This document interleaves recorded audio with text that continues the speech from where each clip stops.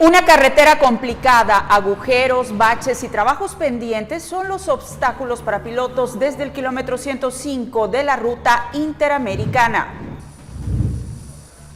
Los partidos Vamos, UNE y PIN celebran asambleas nacionales y proclaman a los candidatos a presidente, vicepresidente y otros cargos.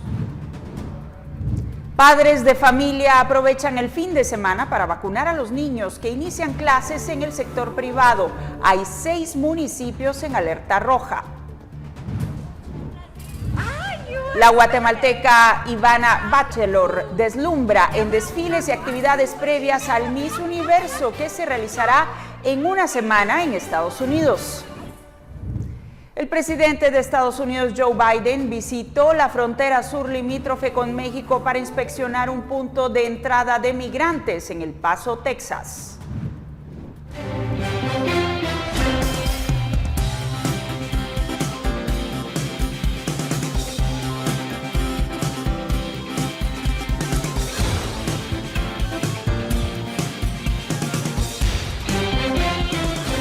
¿Qué tal? ¿Cómo están? Buenas noches. Bienvenidos a la edición dominical de Noticiero Guatevisión. En este nuevo año es un gusto acompañarle con las noticias más importantes del fin de semana, como siempre.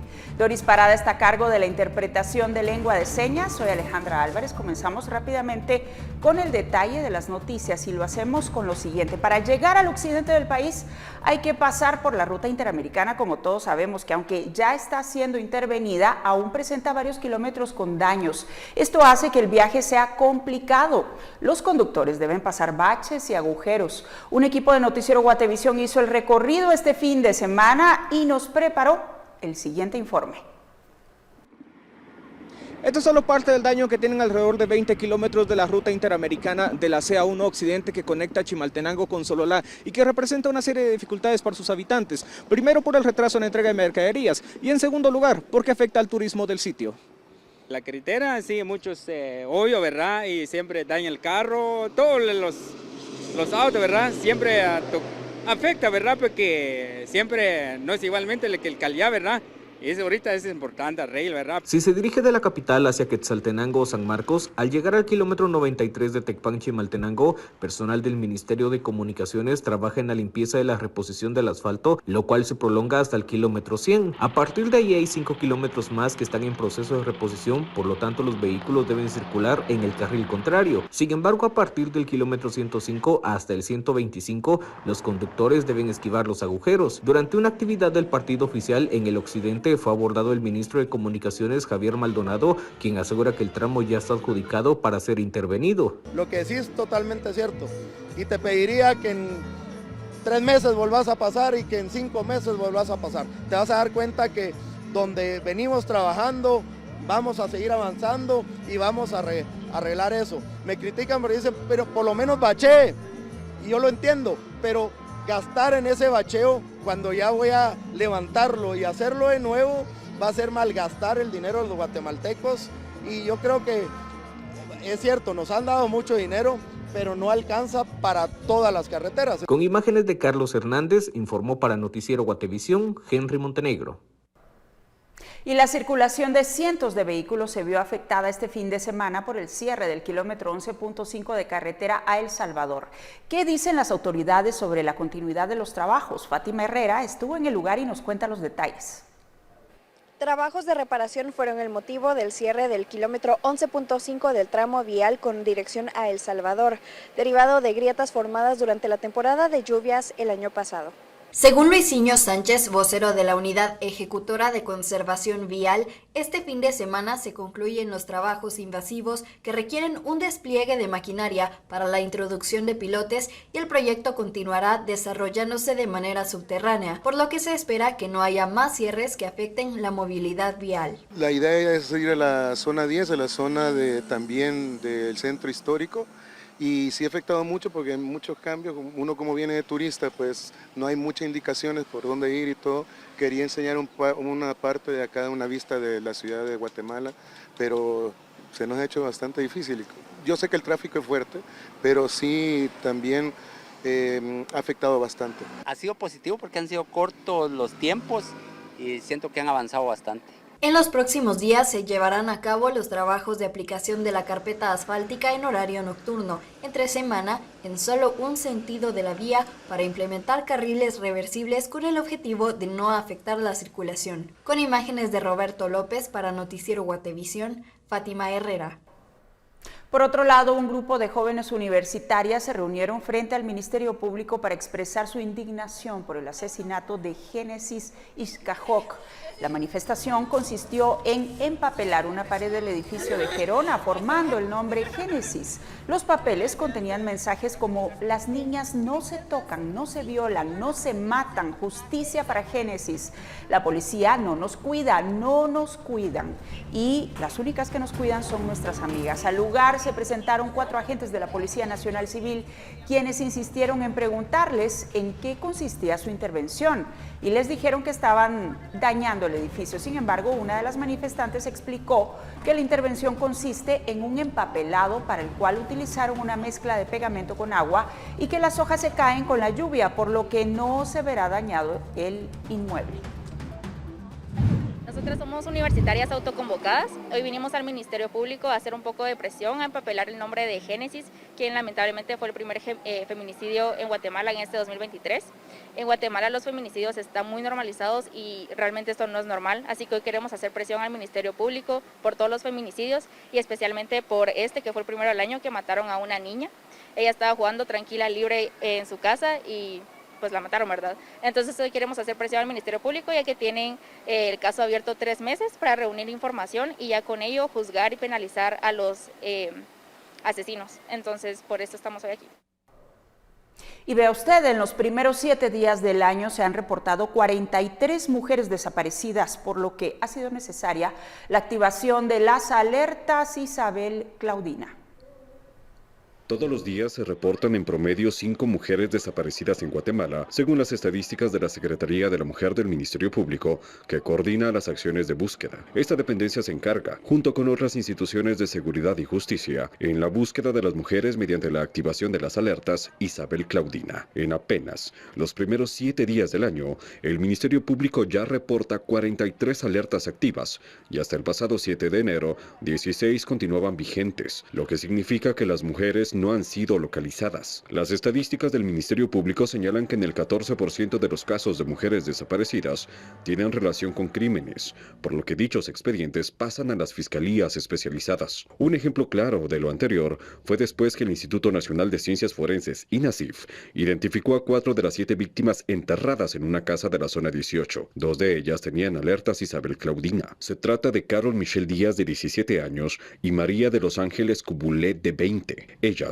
estaban reportadas como desaparecidas desde abril y mayo de 2022 respectivamente. Se presume que las mujeres fueron víctimas de la Mara 18, ya que la propiedad donde se encontraban enterradas es vinculada con Aldo Dupié, alias El Lobo, uno de los líderes pandilleros más peligrosos. También existen reportes de mujeres desaparecidas que obedecen a contextos de violencia familiar o problemas dentro del hogar, escenarios que son evaluados en cada alerta que es activada. A finales de 2022, usuarios de distintas redes sociales difundieron la alerta Isabel Claudina de Emily Castillo, una joven universitaria de 23 años que desapareció en las vísperas de Navidad. La joven fue localizada sin vida el pasado 27 de diciembre y fue reconocida por su progenitor, por los indicios en que su cuerpo fue localizado.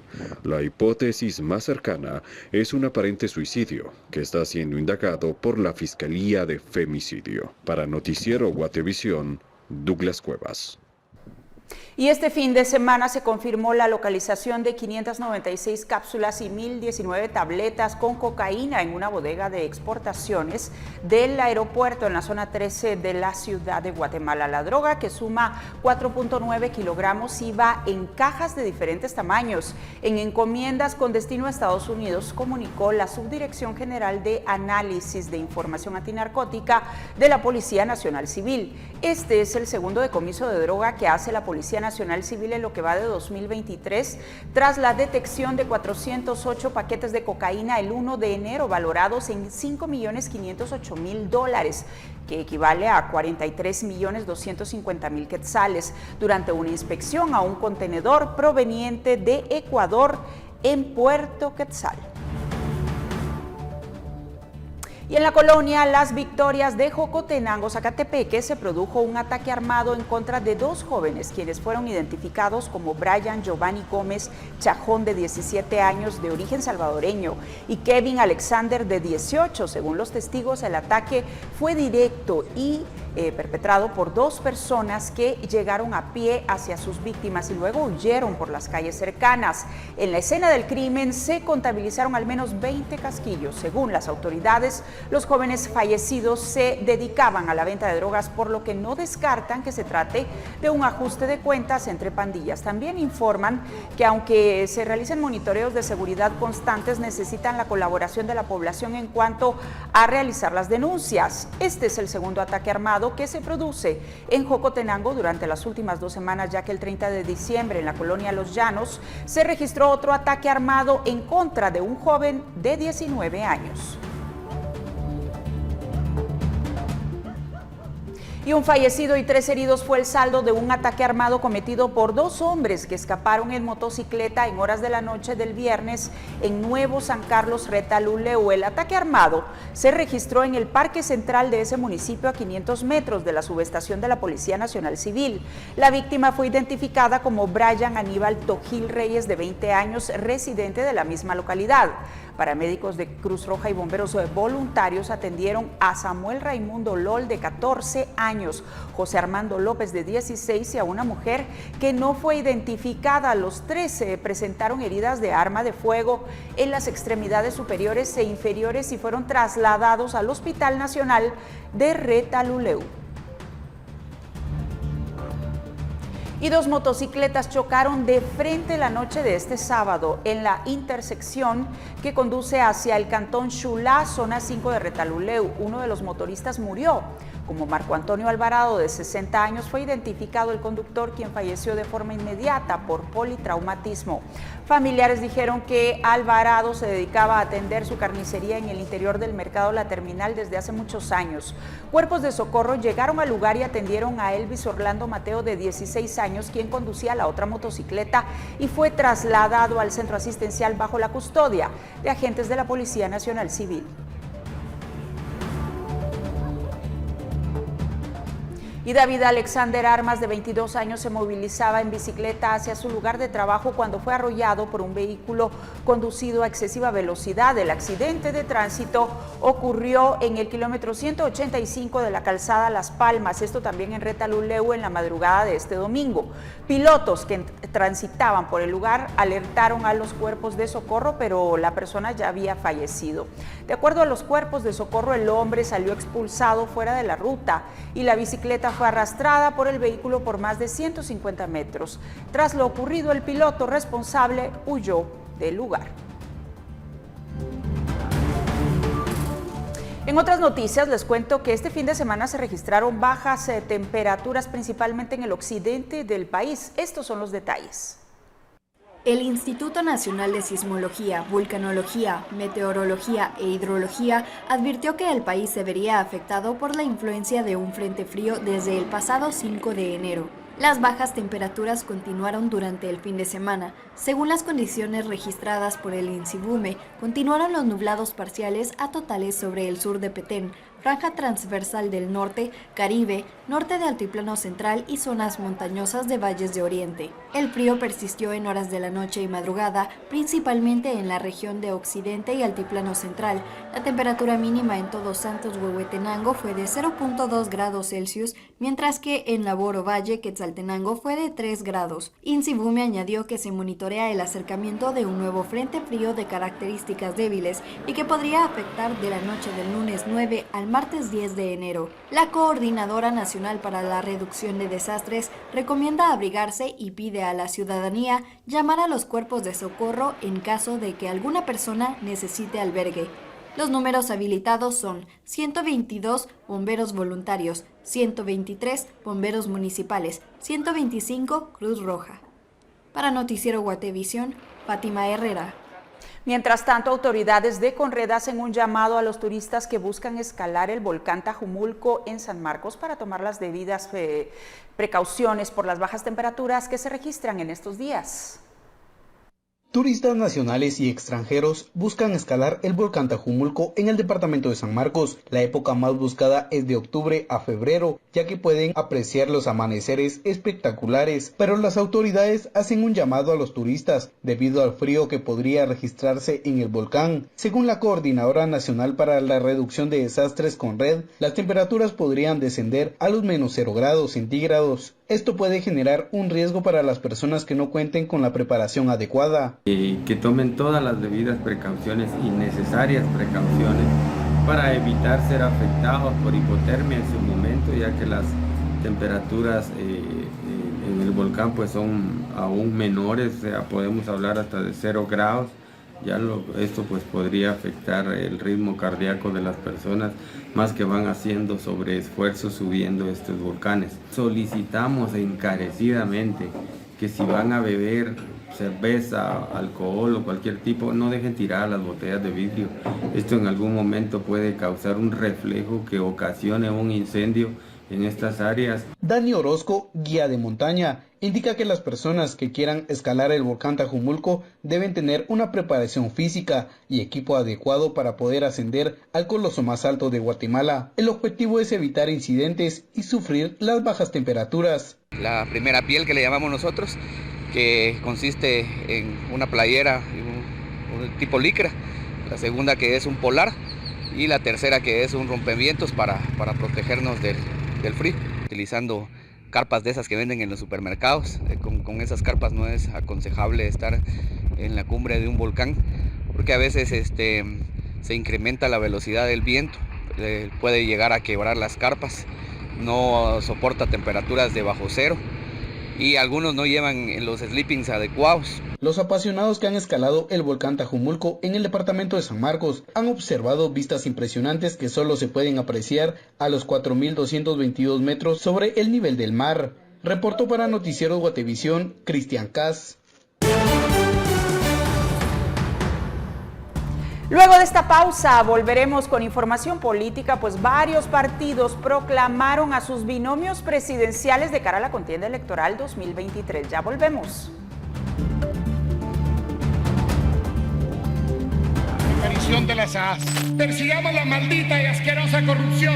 Esto es personal. No me voy a detener hasta que acabemos con esa desnutrición de nuestros niños. Yo no quiero ser reconocido como un esa es mi historia de este país. Y con la presencia de ministros, alcaldes y trabajadores de entidades del Estado, el partido oficial Vamos proclamó a su binomio presidencial para las elecciones de este año.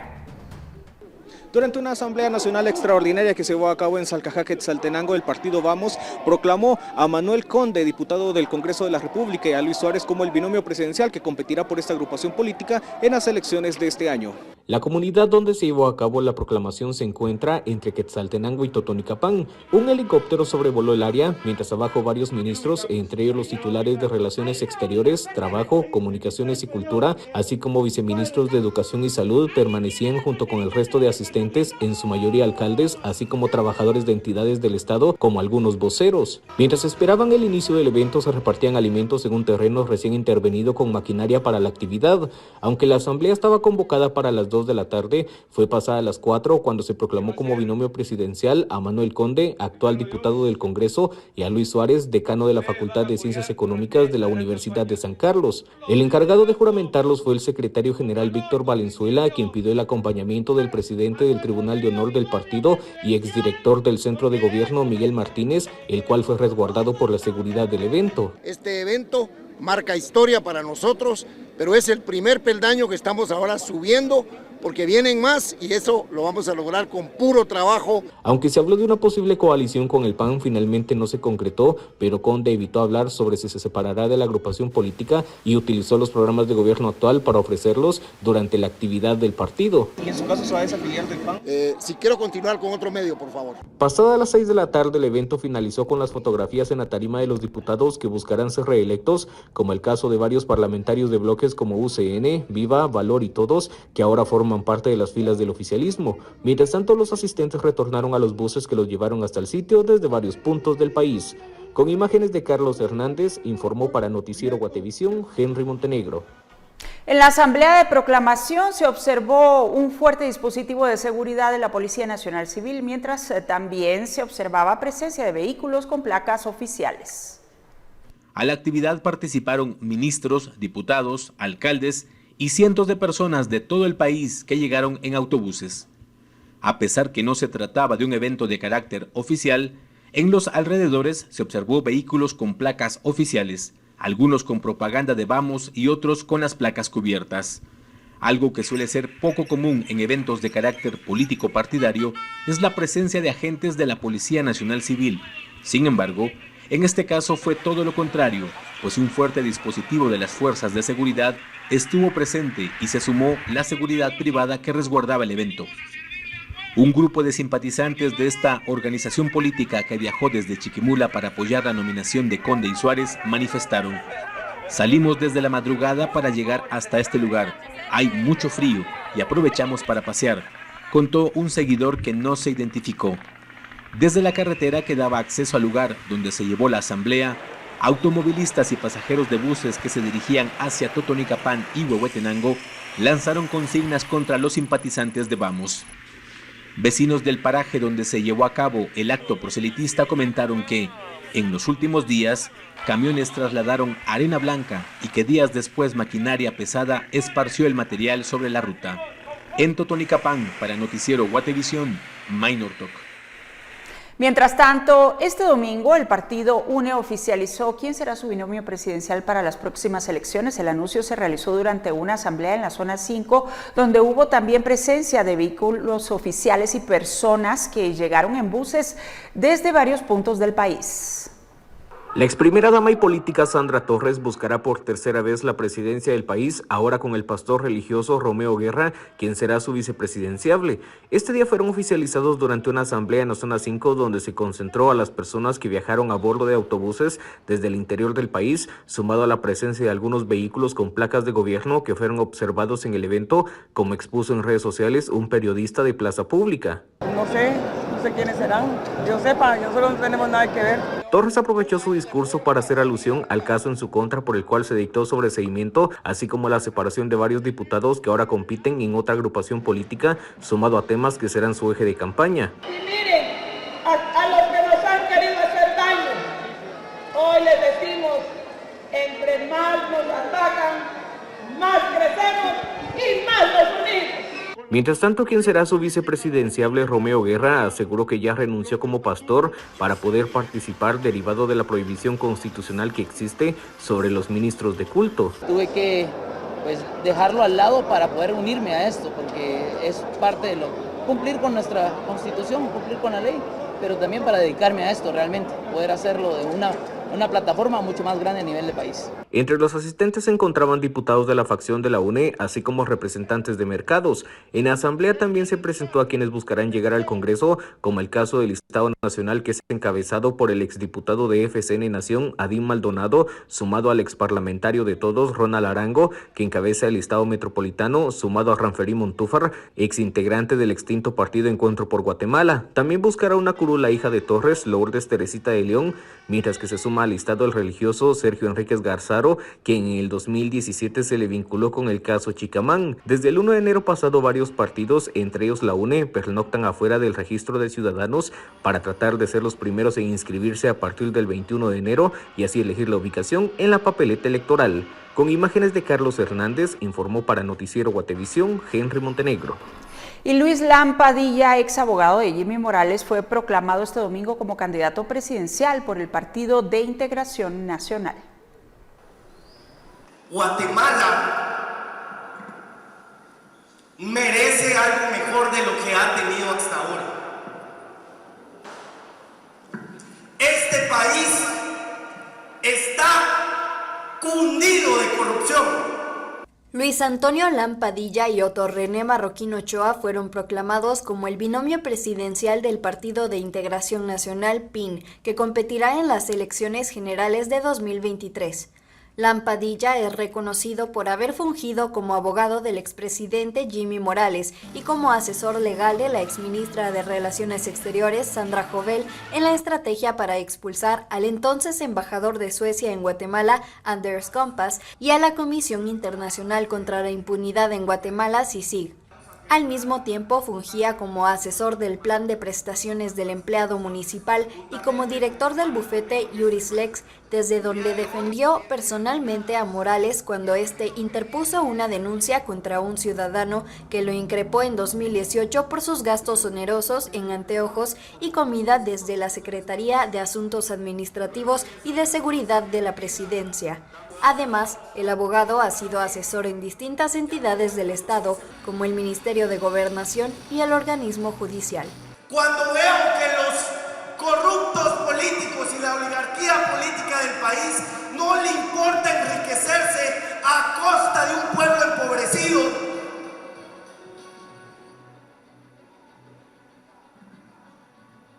no les puedo desear otra cosa más que la muerte.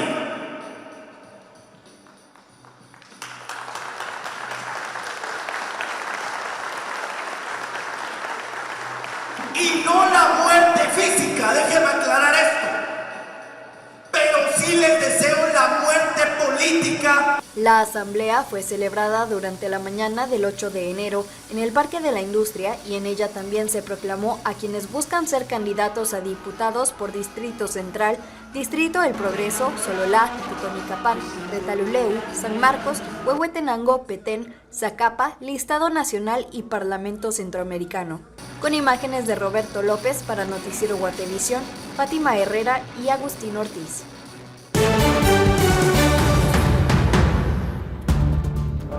Padres de familia aprovecharon el fin de semana para vacunar a los niños previo al inicio del ciclo escolar 2023. Además, hay novedades por las alertas COVID-19.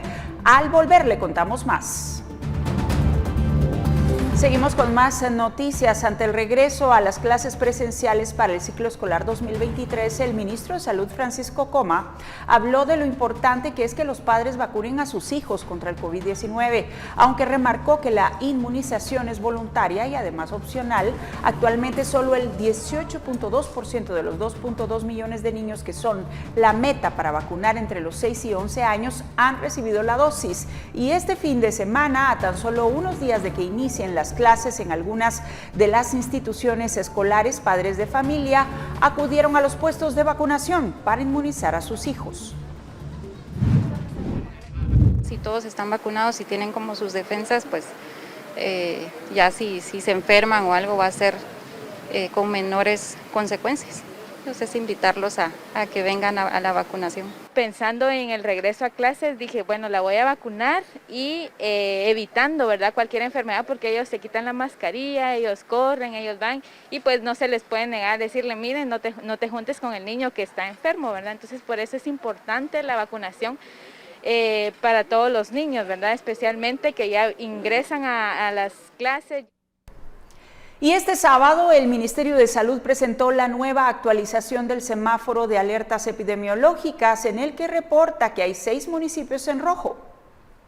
En el primer fin de semana del año se reporta una baja asistencia de personas a los puestos de hisopado en el campo de Marte y Mariscal Zavala, mientras que el Ministerio de Salud reporta 6 municipios en alerta roja para los próximos 14 días. Se trata de Sanarate, El Progreso, Olintepeque, Quetzaltenango, Varillas, Huehuetenango, Jerez, Jutiapa, Fray Bartolomé de las Casas y Rashroa en Alta Verapaz. Aunque las zonas bajo alertas máximas por la pandemia se han reducido a 6, los riesgos de contagios por COVID-19 se mantienen, ya que la segunda alerta más alta, la naranja, engloba a 238 municipios, 96 están en amarillo y el verde marca 0. La principal recomendación de las autoridades es continuar con el uso correcto de la mascarilla o cubrebocas, haciendo que tanto la boca como la nariz queden cubiertas. Se aconseja esta práctica cuando se está en espacios con demasiadas personas, como el transporte público, los elevadores, centros comerciales y principalmente en espacios que no tengan buenas corrientes de ventilación. Asimismo, el Ministerio de Salud Pública y Asistencia Social señala la importancia de contar con el esquema de vacunación contra la enfermedad, ya que en caso de contagios el efecto no será tan severo que si no cuenta con la aplicación de las vacunas. Con imágenes de Roberto López para Noticiero Guatevisión, Fátima Herrera y Douglas Cuevas. Y ahora les cuento que este domingo se llevó a cabo el primer sorteo del año que realiza Lotería Santa Lucía, que emitió 100,000 billetes a nivel nacional. El tercer premio mayor corresponde al número 97,940 vendido en Quetzaltenango, favorecido con 400,000 quetzales. El segundo premio mayor se lo llevó el número 20,828 vendido en Villa Canales, favorecido con 1,000,000 de quetzales. Y el primer premio mayor, favorecido con 6 millones de quetzales, corresponde al número 13,382 vendido en Santa Catarina Pinula. Los guatemaltecos podrán cobrar los premios en las distintas sedes hospitalarias del Benemérito Comité ubicado a nivel nacional y en las oficinas de Lotería Santa Lucía. Los requisitos son ser mayor de edad, presentar DPI original y fotocopia del número de identificación tributaria junto con el billete original en buen estado. 521, 6,000.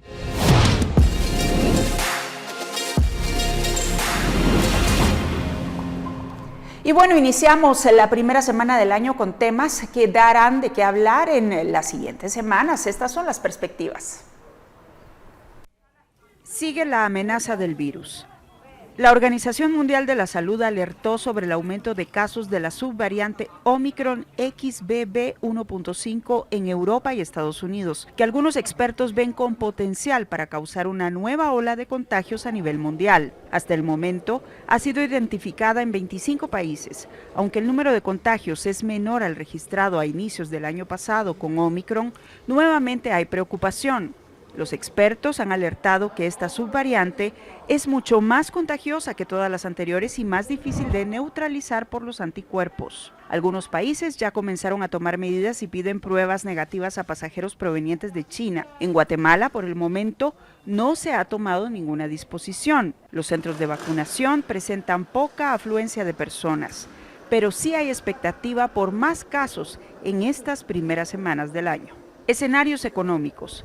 En el último semestre de 2022, los expertos hablaron de inflación y recesión en Estados Unidos y las repercusiones que puede traer en los países de la región. Sin embargo, este viernes se conoció un dato que llama la atención por los efectos favorables que podría tener para la economía local a mediano plazo. El Departamento del Trabajo estadounidense informó que la tasa de desempleo se sitúa en 3.5%, es decir, que bajó y está posicionada en el nivel reportado en febrero de 2020, siendo Estados Unidos el principal socio comercial del país en exportaciones, importaciones y remesas. El dato es favorable para la economía local y aunque también incentiva la migración irregular por la demanda de más mano de obra, abre la oportunidad para que las autoridades establezcan planes para aprovechar programas de visa de trabajo temporal. Según el Banco de Guatemala, existe una proyección de crecimiento del 3.5% en el 2023, mientras el gobierno sigue apostándole a las remesas con perspectivas para alcanzar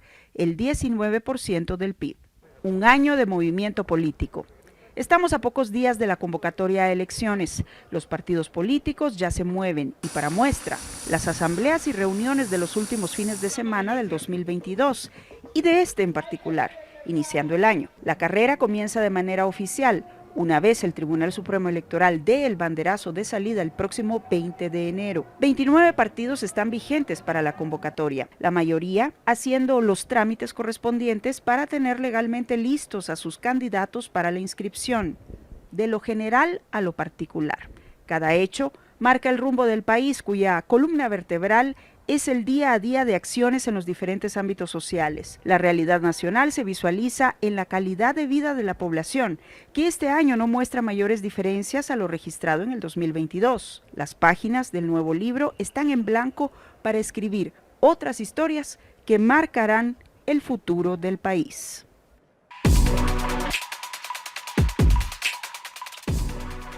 Bien, ahora les cuento que la Feria Electrónica de Las Vegas presentó avances importantes este fin de semana en la tecnología de realidad virtual. Las gafas y los cascos estuvieron por todas partes y causaron sensación.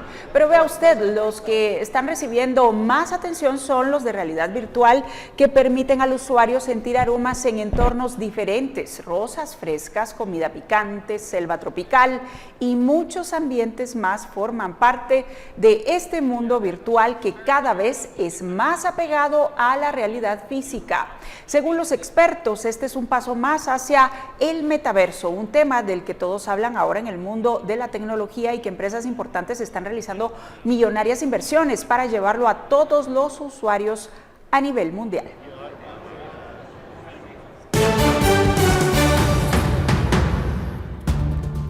Incidentes en Brasil. Seguidores del expresidente Jair Bolsonaro toman la sede del Congreso, el Palacio Presidencial, entre otras entidades. Además, Joe Biden visita la frontera con México. Más detalles al volver de esta pausa.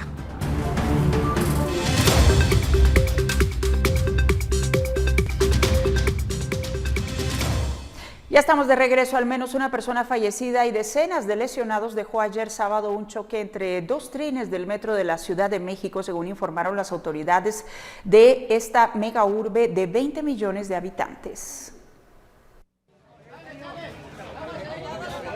Nueva tragedia en el metro de Ciudad de México.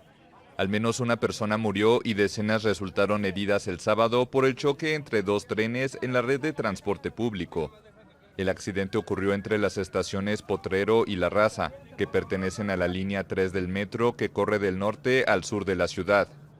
La alcaldesa de la capital mexicana, Claudia Sheinbaum, explicó que dos trenes se estrellaron en el túnel que conecta ambas estaciones. Pues yo venía en el convoy que se paró, nos paramos a medio túnel cuando de repente llegó el otro convoy y se impactó atrás del otro. El accidente había dejado 4 personas prensadas en los trenes que posteriormente fueron rescatadas. Como media hora tardaron en llegar a auxiliarnos. Pero pues sí hay mucha gente que sí está mal de plano, ¿no? Yo pues, la verdad, gracias a Dios nomás fue el golpe del brazo y de la pierna, pero sí hay gente que sí está prensada allá abajo. El metro de la capital mexicana fue inaugurado en 1969 y cuenta con una extensión de 226 kilómetros y 195 estaciones en 12 distintas líneas. En 2021 las autoridades calcularon que movió en total 837 millones de pasajeros. Sin embargo, ha sido objeto de críticas por falta de mantenimiento e inversión, así como los accidentes que han ocurrido en su interior. El más grave dejó 26 muertos y 80 heridos cuando un puente se desplomó junto con un convoy en mayo de 2021. Por otro lado, el presidente de México, Andrés Manuel López Obrador, lamentó el accidente en el metro de esta ciudad, en donde un choque entre dos convoyes en la zona norte de la capital dejó un muerto y más de una treintena de lesionados y provocó la suspensión del servicio y el desalojo en la estación La Raza, por lo que expresó condolencias y solidaridad en su cuenta de Twitter.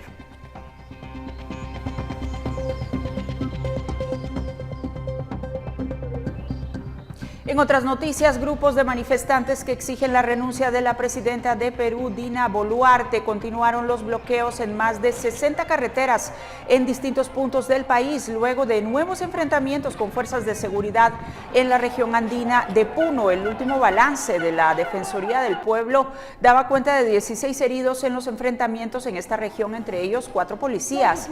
Mientras tanto, varios medios reportaron que esta cifra aumentaría a 17 con el caso de un fotógrafo de la agencia española de noticias EFE que recibió el impacto de un perdigón en una pierna.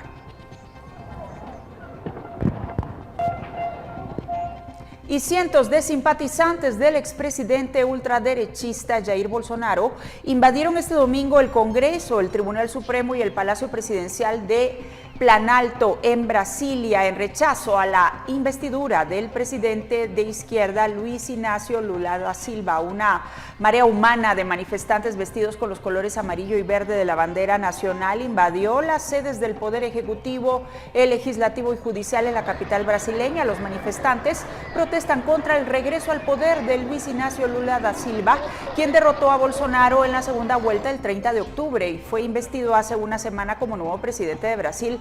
Por tercera vez antes había gobernado entre 2003 y 2010. Y después de 4 días y 15 votaciones, el republicano Kevin McCarthy resultó elegido presidente de la Cámara de Representantes de Estados Unidos tras una dura y tensa disputa contra compañeros de partidos rebeldes tras varias transacciones. El grupo rebelde, compuesto por seguidores del expresidente Donald Trump entre 2017 y 2021, cedió y permitió la designación por mayoría simple de este californiano de 57 años. Así terminó una situación de bloqueo inédita en más de 160 años que augura agitados debates y tensión en el Congreso estadounidense en los próximos 2 años.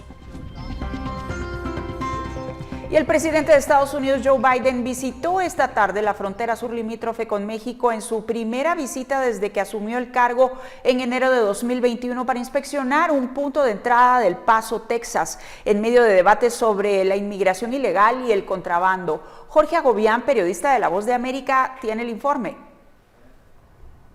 Esta es la primera visita que hace el presidente Joe Biden a la frontera entre México y Estados Unidos desde que asumió la presidencia. Una visita de tan solo 3 horas aquí al Paso, Texas, uno de los puntos fronterizos que ha recibido el mayor número de migrantes provenientes de Venezuela, la mayoría de ellos, pero también Nicaragua y Cuba. Cientos de migrantes están acampando aquí en la ciudad en un único lugar donde las autoridades les han permitido estar luego del anuncio de la visita del presidente Joe Biden. La mayoría de ellos son venezolanos y nos decían que esperan que el presidente Joe Biden se pudiera acercar a ellos para conocer de cerca sus necesidades humanitarias y sus peticiones al llegar aquí a Estados Unidos de manera irregular. Esta visita del presidente Joe Biden para muchos debió ocurrir mucho tiempo atrás debido a la profundidad de la crisis. Eso opinan muchos líderes republicanos, opositores del presidente Joe Biden, y miembros de organizaciones humanitarias con las que hemos conversado en las últimas horas consideran que no será suficiente 3 horas para que el presidente pueda ver realmente la realidad de la crisis migratoria en este punto fronterizo. Esta será solamente la primera parada del mandatario antes de que viaje más tarde el día de hoy a México, donde prevé a partir del lunes reunirse con el presidente mexicano y el primer ministro de Canadá en la cumbre de líderes de América del Norte, donde el tema migratorio, pero también el combate al narcotráfico será un tema central. Desde El Paso, Texas, informa Jorge Agobián de La Voz de América para Guatevisión.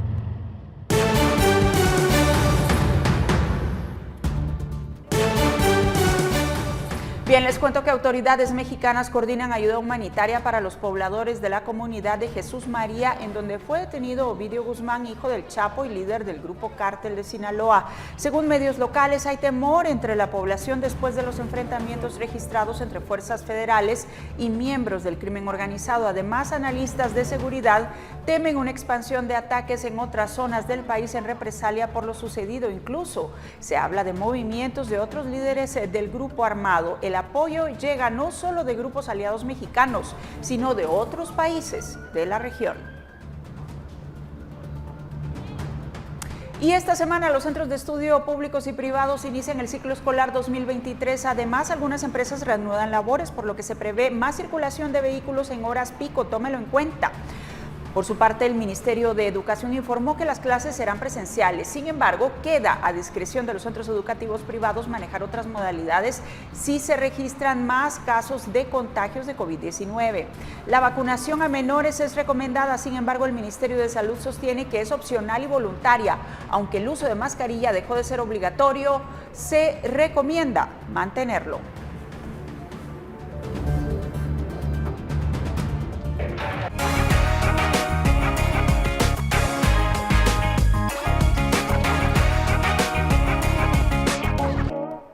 Y es usted amante de la lectura. En el segmento de Cultura le compartimos un lugar que se ha convertido en un recinto para decenas de lectores en el centro histórico y cuyo acceso es gratuito. El hábito de la lectura es para muchas personas un propósito de año nuevo y por eso quiero que me acompañe a La Teca, un espacio que recibe a decenas de guatemaltecos de todas las edades.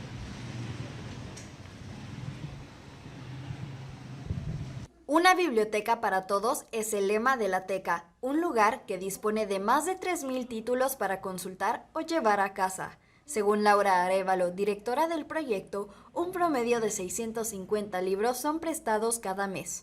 La Teca quiere que vengan gente, adultos mayores, jóvenes, adolescentes, familias, niños, ¿verdad? Por eso tenemos actividades infantiles, una colección infantil, un área de lectura con una colección ya para adultos, pero también hay una librera específicamente para jóvenes. Puede la gente venir a trabajar, ¿verdad? Porque hay computadoras, hay 4 computadoras para ese fin, también hay internet gratuito, entonces la gente puede venir a trabajar o a estudiar o pues a seguir con sus proyectos personales que necesite acceso a la tecnología. La Teca es un proyecto de Fundación Sofos y la Municipalidad de Guatemala. El acceso es gratuito y puede realizar donaciones para que éste siga en pie, además de hacer uso del salón para impartir algún taller o hacer la presentación de un libro. La idea de la biblioteca es crear comunidad y en efecto todos nuestros usuarios vienen y proponen sus propias actividades. Dependiendo de la temporada en la que estemos, pues todos vienen y proponen, por ejemplo, lecturas o presentaciones de algún otro amigo o el taller de un amigo que lo hizo ya en algún otro lugar y les gustaría que lo hicieran acá. Ellos son quienes vienen y proponen las actividades. Recibimos libros siempre y cuando estén en buen estado, si son usados que estén en buen estado, o libros nuevos que los usuarios nos quieran donar. La Teca está ubicada en la 12 calle 6-25B, segundo nivel, en la zona 1 de la ciudad de Guatemala. El horario es de martes a sábado de 10 a 19 horas y domingo de 10 a 17 horas. La membresía es gratuita. Con imágenes de Juan Diego González para Noticiero Guatevisión, Fátima Herrera.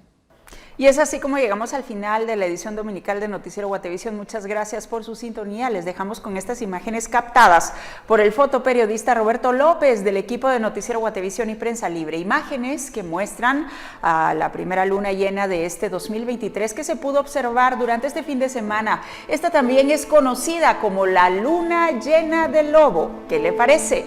Con esto nos despedimos. Buenas noches. Que descansen.